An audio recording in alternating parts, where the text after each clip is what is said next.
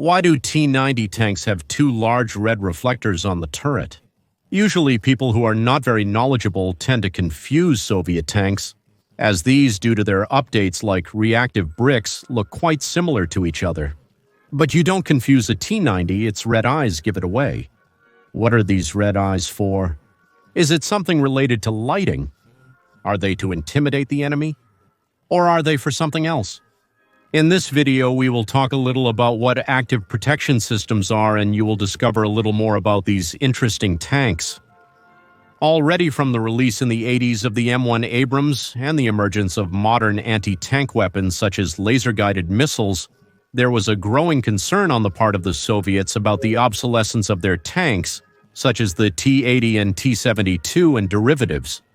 These were quite vulnerable to attacks from modern weapons such as guided missiles and armor-piercing, fin-stabilized discarding sabot projectiles, but the straw that broke the camel's back in the Soviet high command was Operation Desert Storm that took place in 1991, where hundreds of Soviet tanks that were among the T-55 and T-72 versions were destroyed.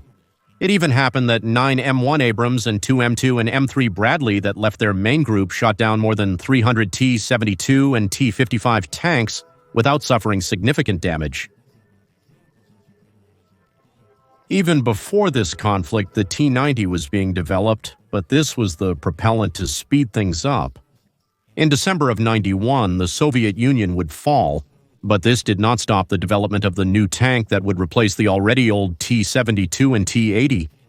In '93, the new version of Soviet tanks, the T-90, would emerge, which would become the armored face of the newly created Russian Federation. The T-90 would incorporate major updates without becoming too expensive. Compared to its original version, the T-72, the T-90s are priced at approximately $2.3 million. If we compare it with the M1 Abrams, which cost between $5 and $9 million in their most modern versions, it's quite impressive. Basically, you could buy 2 or 3 T-90s for the price of a single Abrams. The most important updates to the T-90 were a general improvement in its electronics and tank protection against projectiles and modern missiles. It featured an improved version of the CONTACT, 5 reactive bricks with quite sharp angles that covered a large part of the turret, providing effective protection against armor-piercing, fin-stabilized discarding sabot projectiles.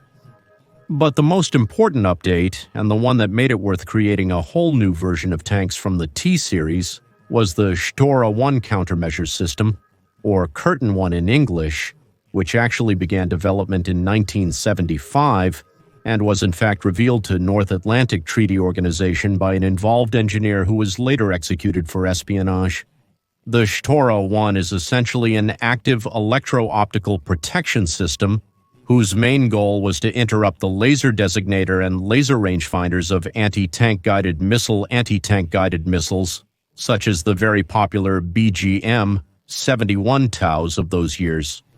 The two popular red eyes of the T-90 are actually 2 electro-optical jammers that are the most important piece in the Shtora-1 system. ATGMs are guided from their launchers, either by cables or by laser. As the missile gets closer to the target, signals are sent to correct its course. What the Shtora-1 does is block the controls that direct the macer in the launcher, causing it to deviate from its course and thus preventing it from hitting the tank. The T-90 has 12 laser receivers that detect when they are being targeted by a laser rangefinder. This, after a short period of time, deploys a series of special smoke grenades that serve to hide the tank in the infrared spectrum, making it invisible to laser-guided weapons. And it also serves to make the tank disappear from the sight of other tanks and infantry.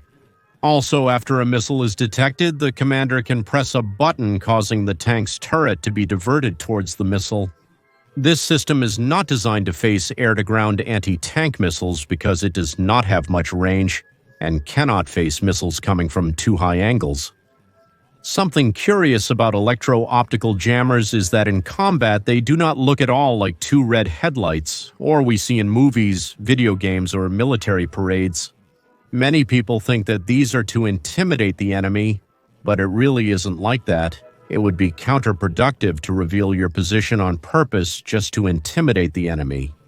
Outside of combat, they are adapted so that the light they emit is visible only by dismantling a cover that they have. In combat, you will never see the two characteristic red eyes of the T-90. In addition to the cover, the spectrum of the light they emit can also be changed, making it visible or invisible to the human eye.